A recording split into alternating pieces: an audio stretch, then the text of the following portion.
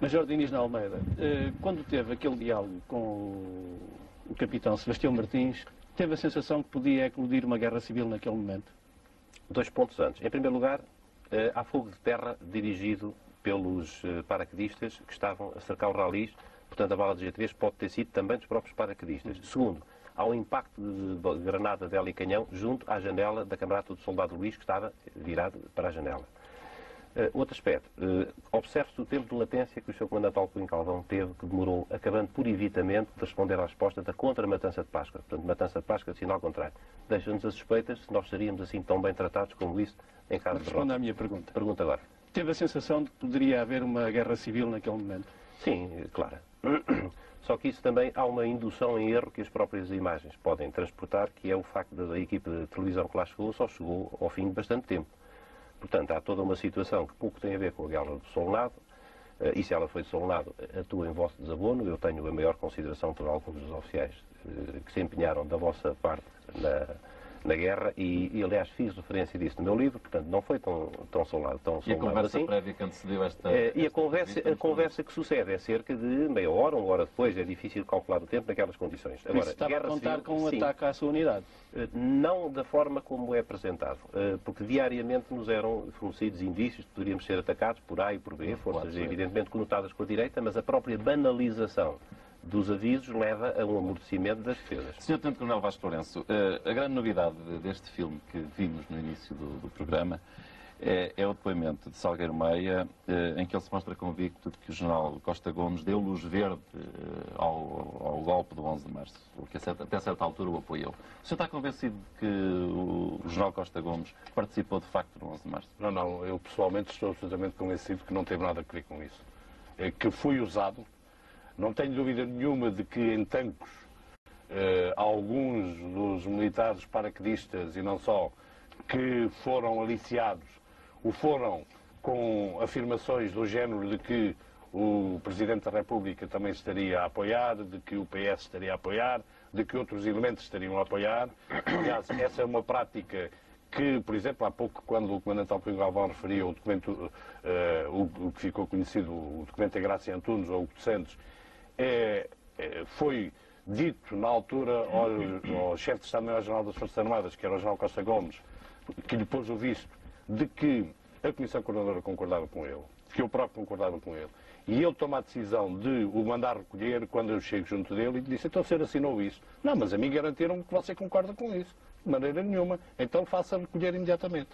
Mas em relação ao 11 de março, e em relação à conspiração e contra-conspiração permanente, para nós o percebermos, temos que ir muito atrás.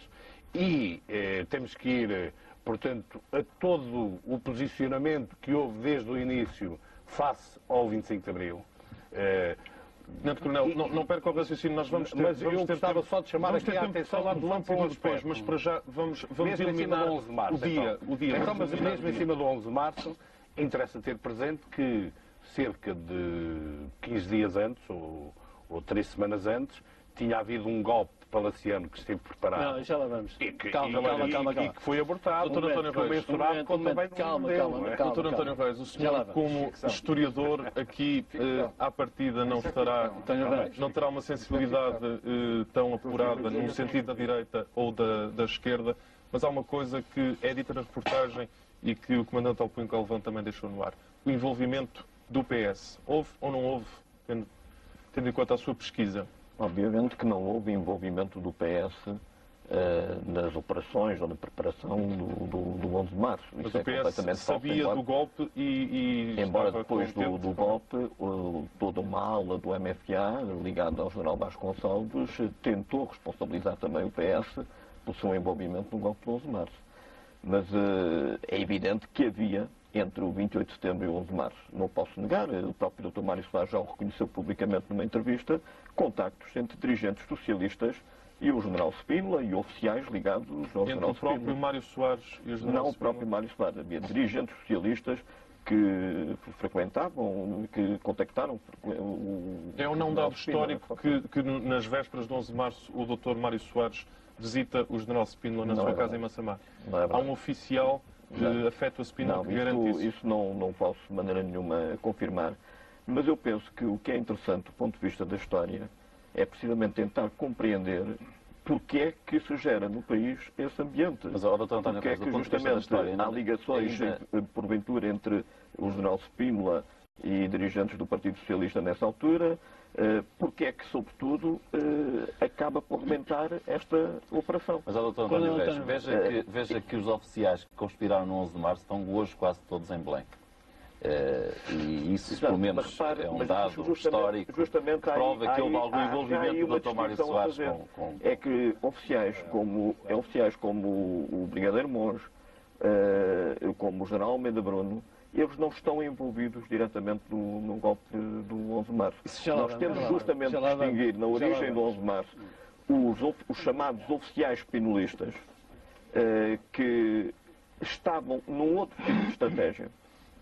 E um setor da Força Aérea, que, a meu ver, é o setor ligado ao general Calusa da Riaga, que se reúne em torno do general Tavares Monteiro. O senhor falar nessa estratégia está errada. Não, porque que eu saiba, os meus contactos foram o Dr. Jaime Gama, e eu não sou propriamente da extrema-direita, como disse ali aquele senhor. E foi preso no António Ramos. Coronel António Ramos. Tem cuidado com isso. Temos cuidado com a linguagem, ou então eu levanto-me e vou-me embora. Primeiro, não estou disposto a ser insultado, a ser chamado aqui de extrema-esquerda, de extrema-direita, por que está a citar tanto? Segundo, porque o que eu estou a tentar identificar é quem é que desencadeia efetivamente o 11 de março. Coronel António Ramos. Ainda não sabe quem foi. E nós temos testemunhos do próprio Monge e de outros oficiais pinolistas de que efetivamente não estão na origem operacional do 11 de março. Quem está na origem operacional do 11 de março, todos os testemunhos apontam nesse sentido, é um setor da Força Aérea ligado ao general Calusa Riaga, representado pelo general Tavares Monteiro.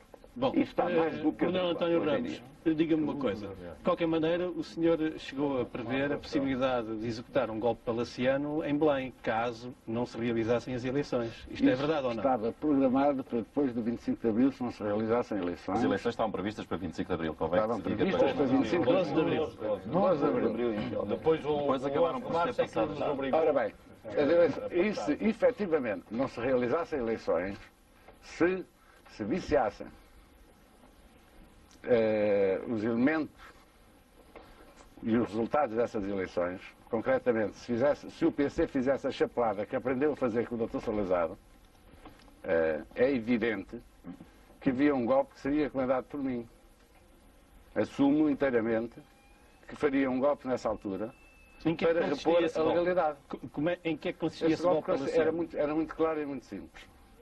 Era aprisionar os militares comprometidos com o Partido Comunista do Conselho dos 20, que era assim que se chamava na altura, e procurar dar apoio e força aos outros militares, e concretamente ao Tenente-Coronel Melo Antunes, que tinha acabado de fazer um plano económico que era preciso cumprir, e que foi por causa desse plano económico, e agora vocês andam aqui todos a rodear os assuntos, o 11 de março aconteceu, e eu agora vou-lhe dizer porquê. Por causa do plano económico, Melo Antunes não previa as nacionalizações. Por causa da unidade e da unicidade sindical. Essa era a parte em que iríamos entrar exatamente. E pela questão eleitoral. Desculpe, mas agora estou a falar. É que eu não queria que perdesse essa importância do plano económico Melo Antunes, de facto, a questão é o plano económico Melo Antunes e as outras três questões que disse, para além da independência de Angola. Portanto, quem fez o 11 de março não foram, efetivamente, os spinolistas. Foi quem quis obter, e quem obteu, e quem ganhou com esta negociata. Porque é evidente que, em termos até da Assembleia do MFA, a questão da unicidade e da unidade sindical, íamos a votos e aquilo estava muito tremido para a unicidade. Estava mesmo bastante. As pessoas hoje não sabem bem o que é unicidade sindical. Significava a ausência de pluralismo são boas pistas para nós continuarmos o debate. Mas estávamos no plano económico. Fiquem todos a pensar nelas. Coronel António Ramos, vamos ter que fazer um brevíssimo intervalo. Nós vamos já voltar e com tempo para debatermos tudo isto. Vamos a um breve intervalo. 11 de março, 20 anos. Até já.